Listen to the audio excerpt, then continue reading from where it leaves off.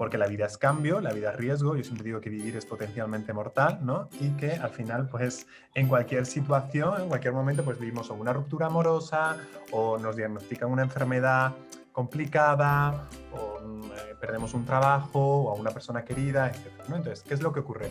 Que entender esto y entender que esto forma parte de la vida, no verlo como una excepción, sino como algo que forma parte de la vida, tanto como esas otras cosas que son más agradables y que nos gustan, nos ayuda a tomar perspectiva, ¿vale? Y a entender que esto que nos ha ocurrido, bueno, pues ciertamente es muy desagradable, ¿vale? Pero que no es algo que me esté ocurriendo a mí porque tenga un poco el San Benito colgado, ¿no?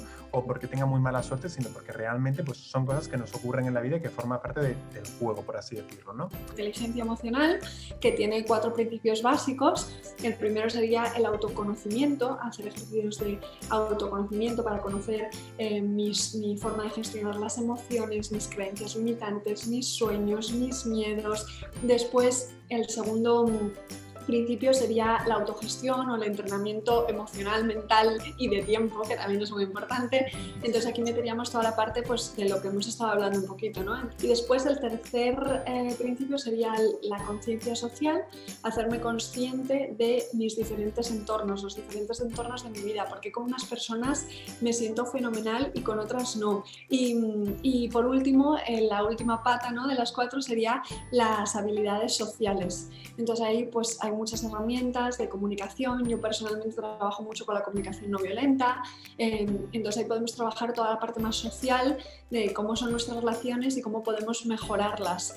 Totalmente, totalmente. Es decir, el que tiene que ser el protagonista es el niño. El adulto tiene que mantenerse en otro plano, ¿no? Y ir observando qué está sucediendo, cuál es su interés. Es decir, cuando observas a un niño, tienes muchísima información de su estado emocional, de sus intereses, de qué problemas tiene, si es que los tiene, o qué le está dificultando más a nivel cognitivo, ¿no? Todo esto lo tienes en la observación. Si tú estás todo el tiempo, ¿no?, enseñándole, mostrándole algo, todo esto te lo pierdes y al final tampoco es efectivo, ¿no?, porque pues, a lo mejor no es su momento y sí que tenemos que preservar mucho el hacer un paso atrás y permitir, siempre dentro de una seguridad y dentro de unos límites, dejar que ellos descubran el mundo. Una de las cosas que más daño pueden hacer a un niño es el tema de las comparaciones, que le comparen con los hermanos, los primos, los compañeros. O sea, esa situación que normalizamos, normalmente si estamos comparando a nuestros hijos es porque a nosotros nos han comparado, entonces lo vemos como algo normal. Ojo, que no somos ningunos monstruos, al final hemos mamado y transmitimos, ¿no? Y ahí eso es algo que hace muchísimo daño porque, como decía, el niño no se cuestiona lo que dice papá y mamá. Lo que dice papá y mamá va a misa y no tiene los recursos suficientes para cuestionarse las cosas. Entonces, si le estamos machacando, comparándole con otros, le va a hacer un daño brutal a la autoestima. Ese tipo de comportamientos que muchas veces los hacemos con la mejor intención para que se superen, para que mejoren en esto y demás, al pobre niño probablemente le estén machacando, ¿no? Entonces, sí que es cierto que la vida, para mí, en relación a la educación emocional, va de potenciarle, de hacerles que se sientan seguros, que confíen en ellos mismos, que se atrevan. Entonces, todos esos comportamientos que les tiren para abajo, a lo mejor tú con 30, 40, 50 años te dan igual, pero cuando tú eres un niño te calan muy hondo. Y siempre es, bueno, es que es el otro el que tiene que cambiar, o es que son mis hijos los que tienen que cambiar, ¿no? Entonces, a medida que va avanzando el programa se van dando cuenta que no. O sea, que si cambias tú, cambia todo. Y eso es muy importante, ¿no? Entonces, ¿qué pasa en estos padres que sienten esa desconexión? Bueno, pues el sistema límbico, que es donde se encuentran todas las emociones, ¿vale?, madura entre los 10 años en niñas, 12 años en niños, ¿vale? Y la corteza prefrontal, que es la razón, que es más o menos lo que nosotros nos movemos, madura entre los 25 y 30 años. ¿Esto qué quiere decir? Que un adolescente, por ejemplo, tiene el sistema límbico maduro, pero la corteza prefrontal no. Entonces nosotros seguimos pensando, porque yo creo que de mis padres a esta parte ha habido como un camino, dice, hay que razonar las cosas y hay que ponerse a la altura del niño y darle razones. Y yo, por ejemplo, soy de la opinión de que no. ¿vale? Si tú sabes hacer un buen acompañamiento, una buena conexión emocional, no necesitas darle razones porque no las va a entender. Ahí volvemos al punto de la autoobservación y conocernos, ¿sí? Claramente uno no tiene que estar de manera vulnerable frente a todas las cosas e ir. Ahí es importante saber cómo me gusta a mí el aprendizaje. Quizás hay gente que no le gusta cierto tipo de muy teórico, también es válido, entonces voy a buscar algo que sea un poco más lúdico. O también saber, hay momentos de aprendizaje, hay momentos es como para sembrar y hay momentos para cosechar. Entonces, esa naturalidad interna también es súper importante indagarla y conocerse, porque así, y volvemos a los puntos de la autoestima, me conozco, me escucho, me atiendo, no me limito, no me bloqueo. Entonces, en ese sentido, es conocerse básicamente. Muy importante de la crianza respetuosa es aceptar esas emociones, o sea, escuchar al niño, aunque sea puro llanto, aunque sea una emoción un poco negativa, muchas veces la ponemos así como emociones negativas, pero son emociones completamente normales. Primero ver, ok, ¿qué necesita mi niño? ¿Ya están cubiertas sus necesidades básicas? ¿Ya comió? No sé, ya tomó agua. Muchas veces se irritan los niños por no comer bien o porque no durmieron bien, entonces es muy común que las emociones se desborden y se haga un berrinche o una rabieta. Entonces es entender eso, ¿no? Primero ese punto, ok, no irnos directamente a la consecuencia, no irnos directamente al regaño, sino, ok, ya se cumplieron estas necesidades básicas, sí, ok, está bien, preguntar qué está pasando, darle la oportunidad al niño que dialogue, o sea, que lo diga como es, como él lo está sintiendo, que le ponga nombre, que le ponga, no sé, que le ponga color, que le ponga tamaño, que lo dibuje, que lo externe. Es una parte muy importante de los berrinches, de las rabietas, darle la oportunidad al niño que externe su enojo, que externe su malestar, ¿no? Se vale estar triste, pero no quedarte en la tristeza, porque de nuevo la emoción es temporal. Cuando yo hablo entonces de emociones, sobre todo, ya hablo más de ellas en estados anímicos o bien en sentimientos sostenidos. ¿Cuál es la diferencia de una y la otra? Una emoción, de nuevo, sí tiene un tiempo límite. Ejemplo, no podemos llorar más de 8 minutos. Eso es biológicamente imposible. El enojo dura 20 minutos. Después de 20 minutos, casi ya no sabes a veces ni por qué te enojaste. O si sí, ya queda nada más como un poquito de rezago, a menos de que te lo vuelvan a recordar y entonces actives de nuevo la emoción. Pero digamos que son temporales. Cuando hablo entonces de esto, te estoy hablando de ya un sentimiento que ya vive muy arraigado en ti. Y entonces eso hace que tengas una frecuencia vibratoria. Ahora, por lógica, no va a conectar una frecuencia vibratoria que viene así con una que viene así. Entonces, ¿qué es lo que hace la ley de atracción? Lo que está buscando es, se siente atraído por las cosas y lo que va a buscar siempre una frecuencia es decir, ¿con quién me agarro? ¿A quién atraigo? ¿Con quién puedo hacer clic? Y entonces la ley de atracción lo que invita es a darte cuenta a través de las relaciones que tienes y además a través de los resultados que estás teniendo en la vida. Te invita únicamente a que reflexiones cuál es, digamos, que la frecuencia vibratoria que traes para que hagas un ajuste.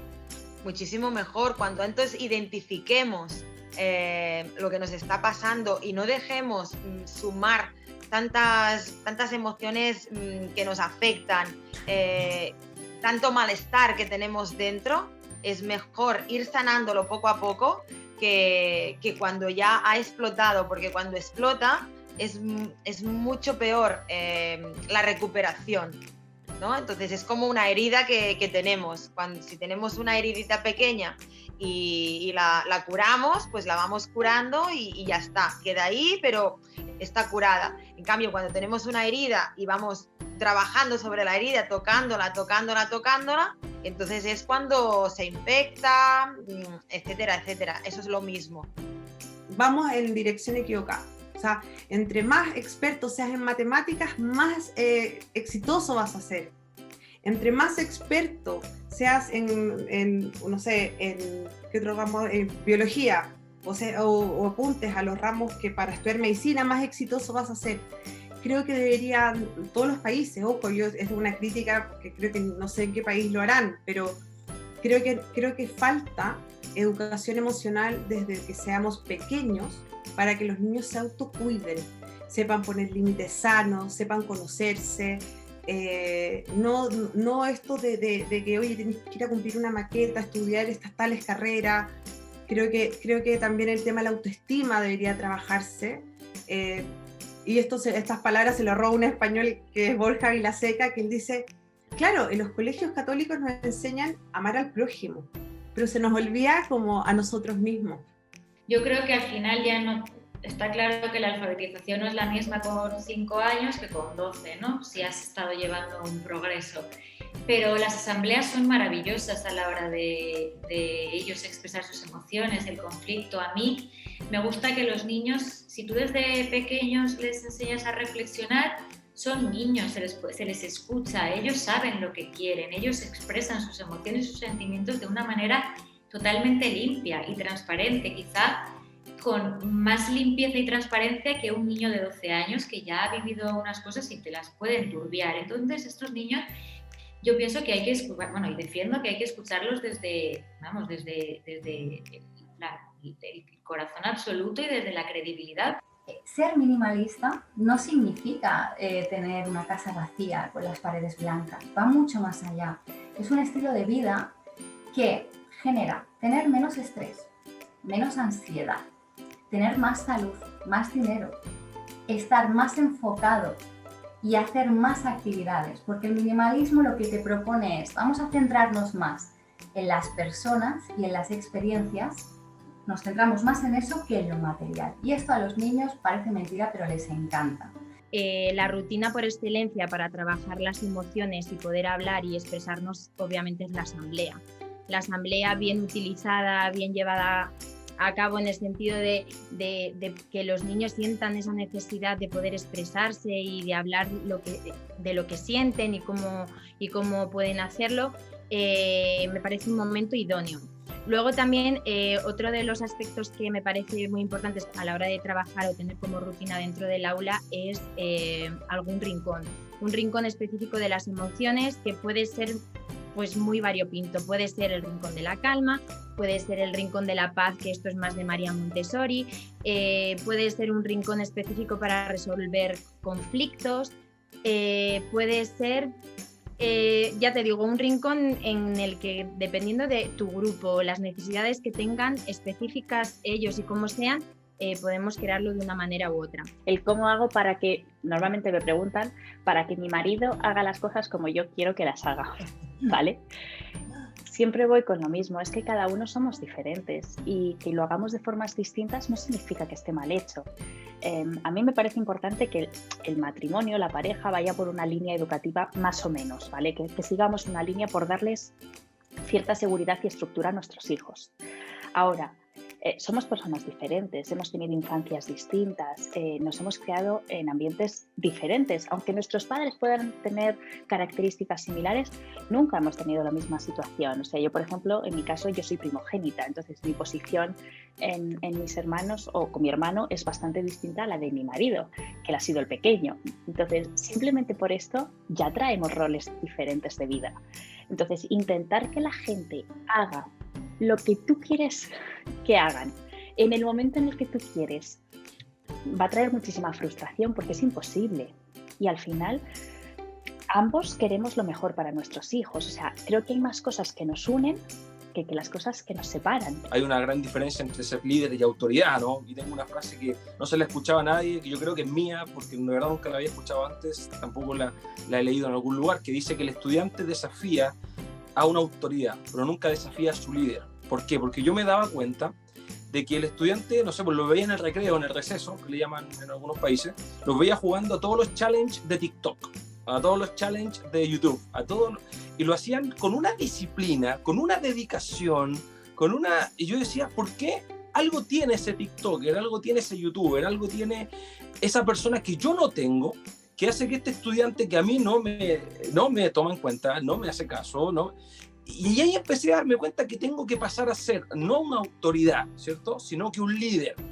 Hago 10 minutos al empezar la clase, 10 minutos para preguntar a los niños qué tal, cómo están, cómo han pasado el día, la noche, si vienen con energía. Y lo que les hago es poner una canción, ¿vale? Por orden de lista, cada uno busca una canción, la ponemos muy fuerte, bailamos, descargamos adrenalina, etcétera, y de verdad comienzan las clases de forma diferente. ¿Vale? Son 10 minutos y esto es una manera de trabajar también la educación emocional. ¿Cómo se ha sentido? ¿Tenéis energía? Tal, preguntar, ¿no? O sea, no llegar a clase, empezamos las mates, porque yo esto lo veo, empezamos mates y ves a los niños ahí como mates, ¿sabes? Entonces comienzan de otra manera.